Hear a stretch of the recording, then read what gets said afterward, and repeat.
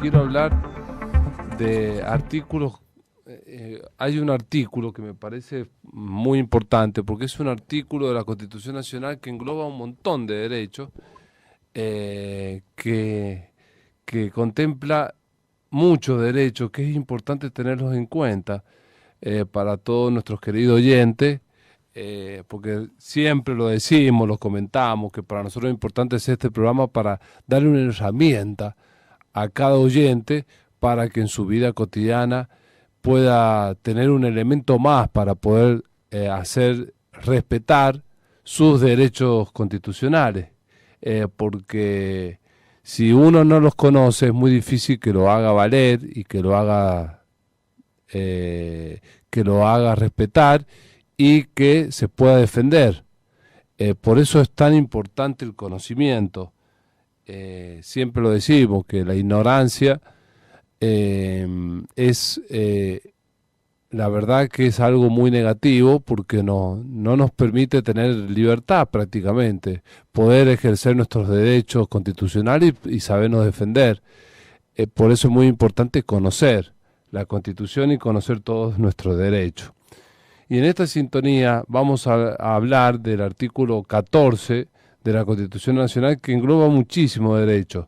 Pero antes del artículo 14 voy a comentar el 14 bis, que es un artículo, sobre todo hoy vamos a hablar del primer párrafo del artículo 14 bis, que es el que habla de los derechos de los trabajadores, de los derechos laborales, y que tiene relación con un dato que se ha publicado en el día de hoy, que es que la canasta básica de una familia necesitó 139.737 pesos, o sea, casi 140.000 pesos en octubre para no ser pobre una familia, un 9% más que el mes anterior.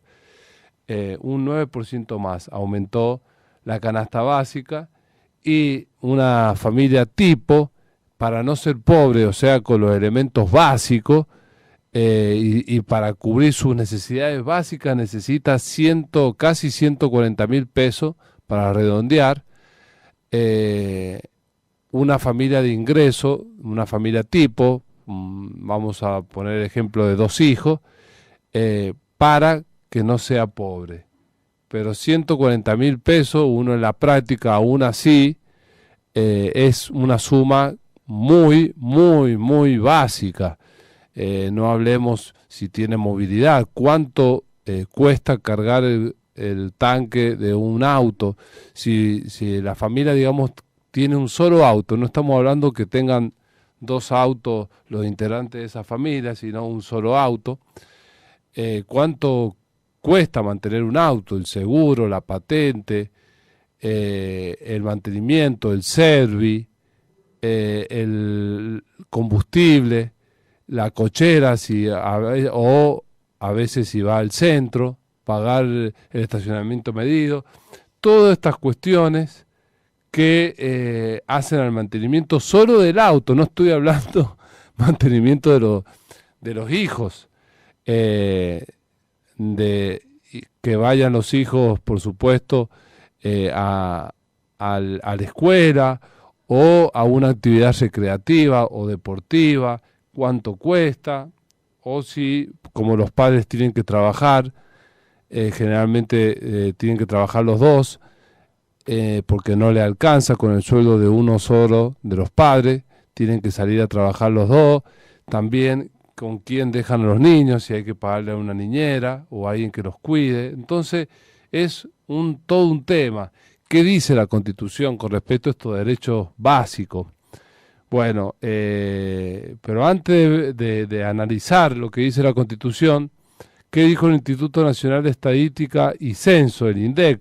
Informó este jueves que el valor de la canasta básica total se disparó un 9% en octubre, mientras que el de la canasta básica alimentaria saltó un 9,5% en septiembre, superando el índice mensual de inflación que se ubicó en el 6,3%, reflejando así que una familia de 4 integrantes necesitó 139.738 para no ser pobre y 62.106 para no ser indigente. Las variaciones de la ciudad de Buenos Aires y de la CBT resultaron también en índice muy similar a lo de la nación.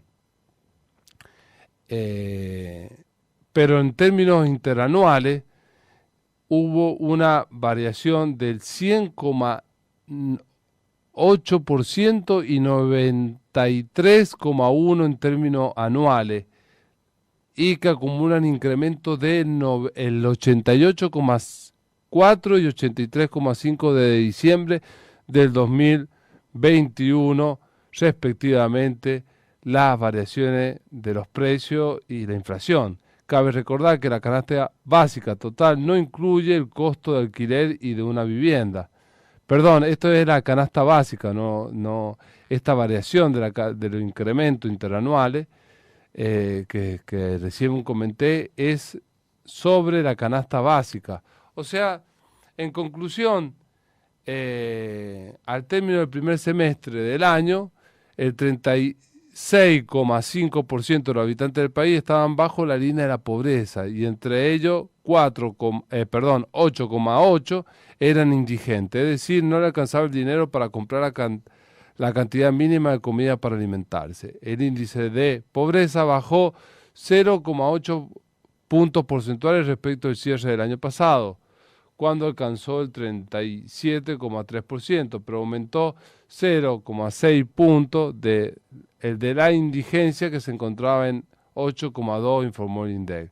Vale remarcar que la inflación de octubre fue del 6,3% y cortó una racha de 2 meses consecutivos de desaceleración.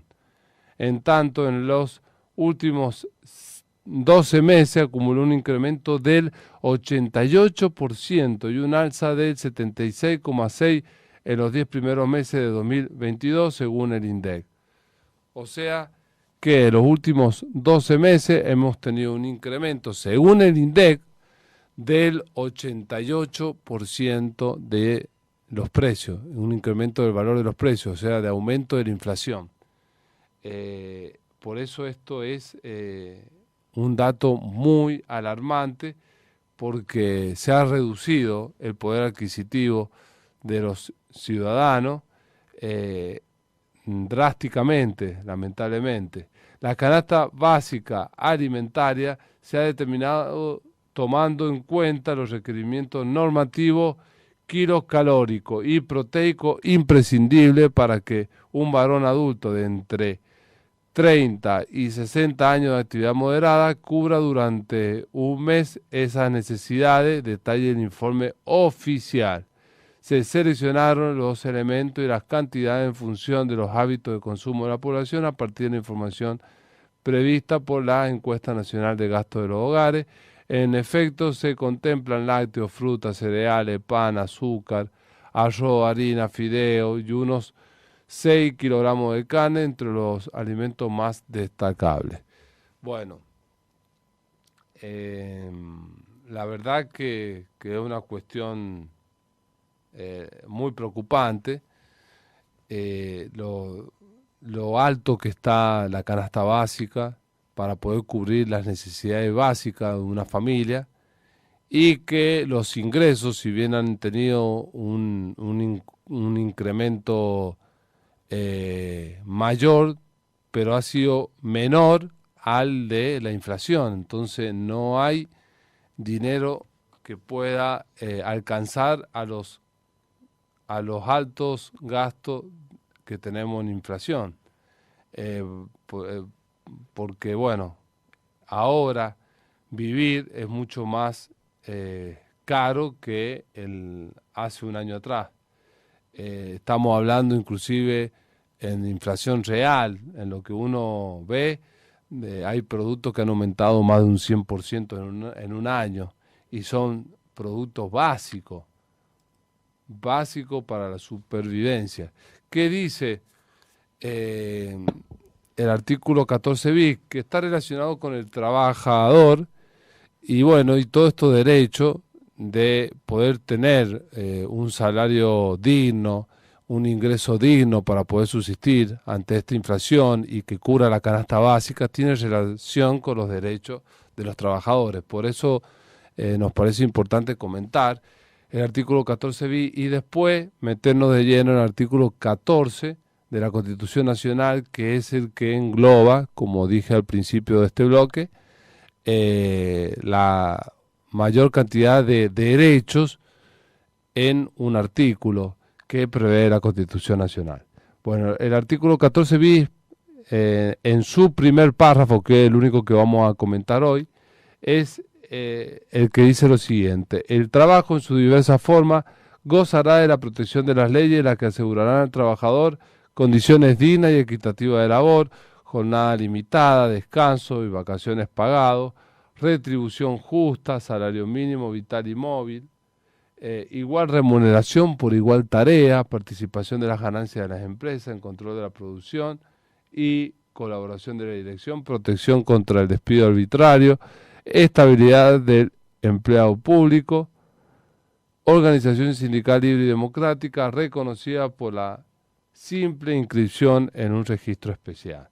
Bueno, este artículo es un artículo en este primer párrafo fundamental para el que prevé los derechos de los trabajadores, en la cual puedan acceder a un descanso y vacaciones pagados, retribución justa. Bueno, muchas veces esto no se cumple, no tienen retribución justa, que no cubre justamente la canasta básica de una familia, que hay un salario mínimo vital y móvil vigente, pero es muy bajo.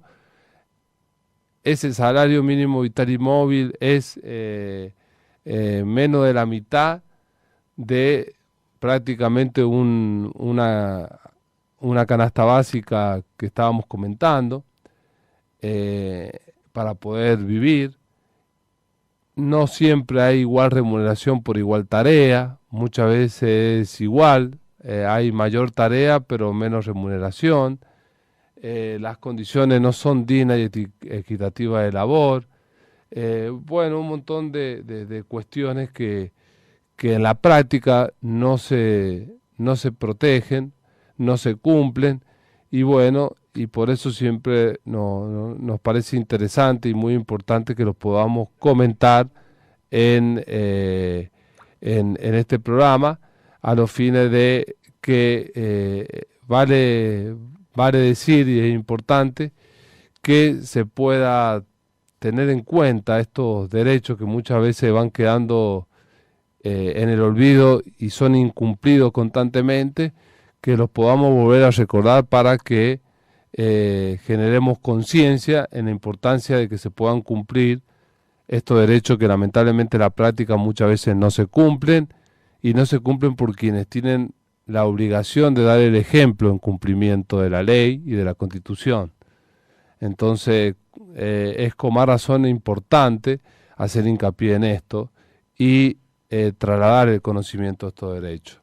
Y después el artículo 14 es un artículo que pocas veces lo hemos comentado así tan específicamente, pero es un artículo que engloba tantos derechos que es muy importante recordarlo, que es el artículo 14 de la Constitución Nacional, que dice: todos los habitantes de la nación gozan de los siguientes derechos conforme a las leyes que reglamentan su ejercicio, a saber, de trabajar y ejercer toda industria lícita, de navegar y comerciar, de peticionar a las autoridades, de entrar, permanecer, transitar y salir del territorio argentino, de publicar su idea por la prensa sin censura previa, de usar y disponer de su propiedad, de asociarse con fines útiles, de profesar libremente su culto y de enseñar y aprender.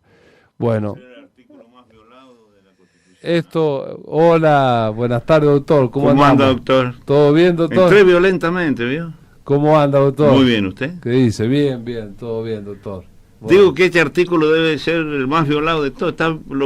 Se viola en cada párrafo.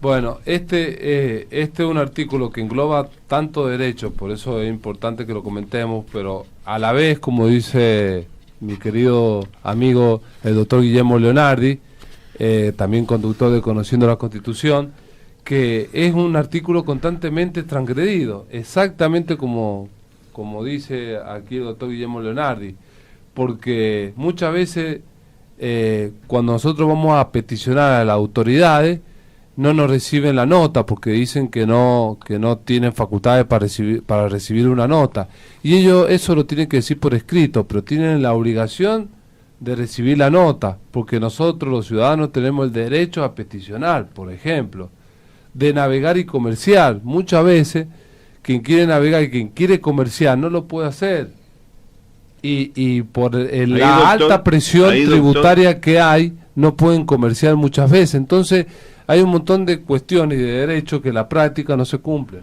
Y las matrículas, ahí da la mayor transgresión a este artículo, o sea, en el punto de comerciar.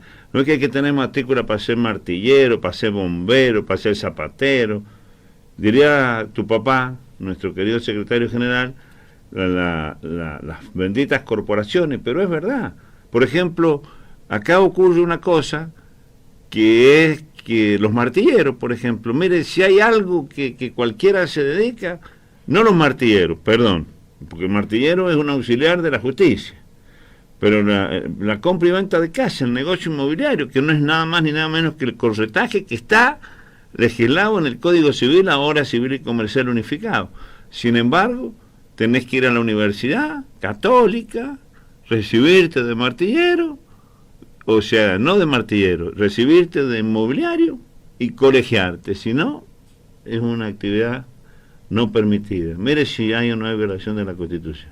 Exactamente, porque ahí se cercena el derecho a comerciar y a ejercer toda industria lícita que está protegida por el artículo 14 de la Constitución Nacional. ¿Y por qué? Porque entran a jugar, como se comentaba, como comentaba recién el doctor Guillermo Leonardi, las corporaciones, porque todo lamentablemente entra a jugar un negocio detrás, porque en la recaudación de las matrículas, de los estudios en universidades y todo, para poder llegar a eso, a tener esa matrícula, ese título, genera una inversión que tiene que hacer quien pueda ejercerlo.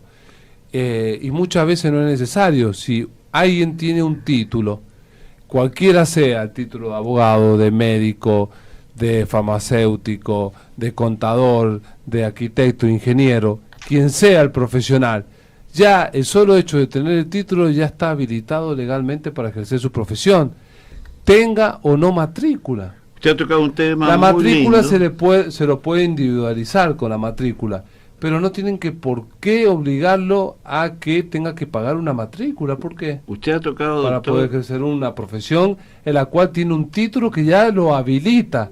Cuando ya rindió la última la materia y cumplió con todo el requerimiento de la universidad, previsto en la universidad o en el centro de educación que uno tiene que cursar para tener ese título, ya es suficiente. Yo le voy a contar una... ¿O no, doctor? Claro que sí, y le voy a contar una anécdota que es muy interesante y que es el hecho concreto de lo que usted está diciendo. Allá por el 1800 y pico, cuando gobernaba el presidente Avellaneda, pasó esto con la profesión del abogado, lo que usted está explicando.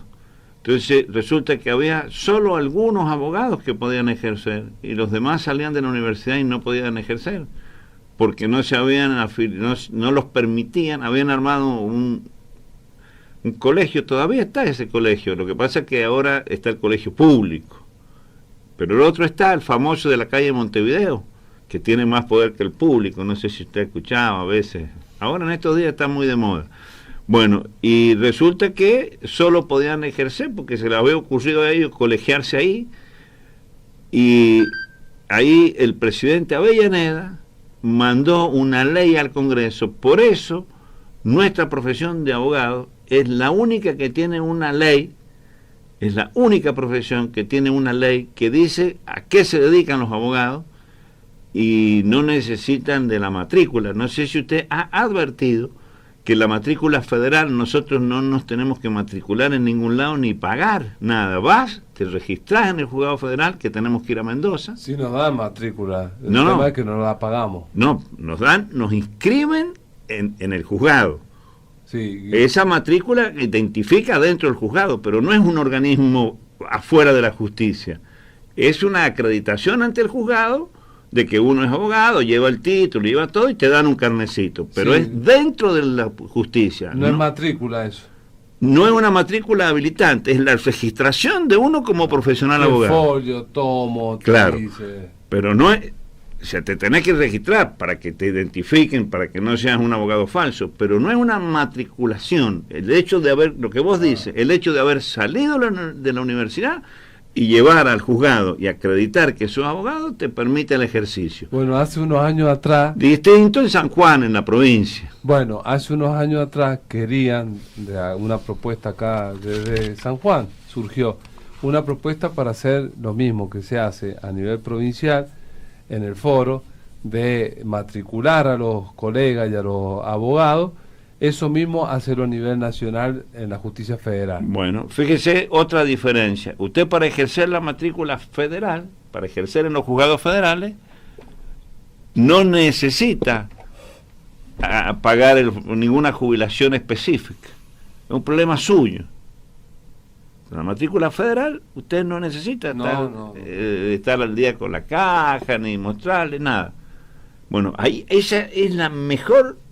ejemplo, el mejor ejemplo. Que es el único, no hay otro. Lo que pasa es que cuántos juicios llevan generalmente los abogados que son federales. No, bueno, aquí, pero en Buenos Aires, en la Argentina. Bueno, pero acá en San Juan. Y le diría que los mejores y más grandes y más pesados juicios son federales en términos, imagínense la FIP cuando cobra, las exportaciones. Pero en otra provincia creo que no es como acá.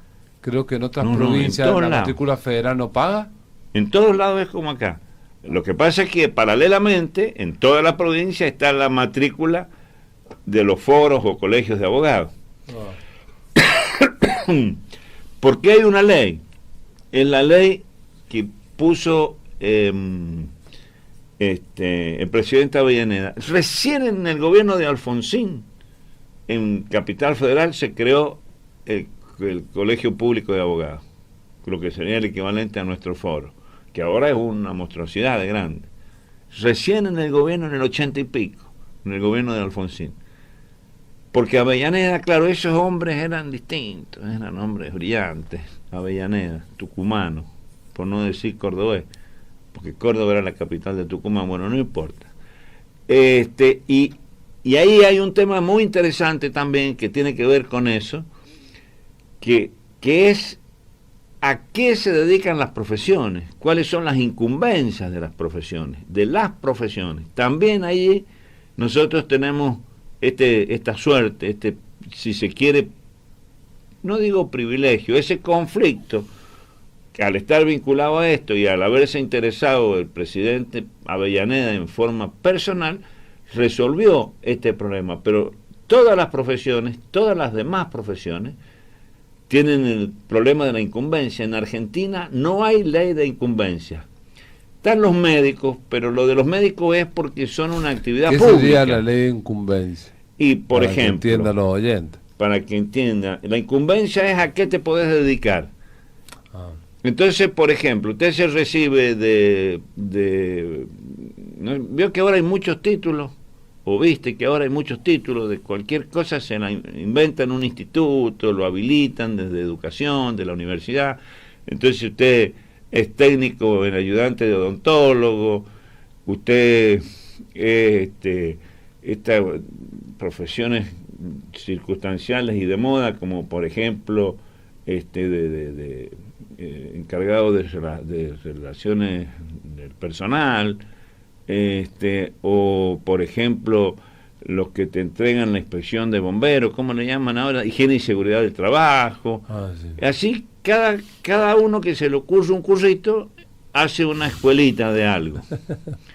No, usted se ríe. Hace una escuelita. Con la palabra. Y después, los que no van a la escuelita, del que inventó el currito, no pueden ejercer la profesión. Al extremo que, por ejemplo, un ingeniero que sale de la universidad después de 6 años y todo lo que tiene que hacer, no puede hacer un certificadito contra incendio.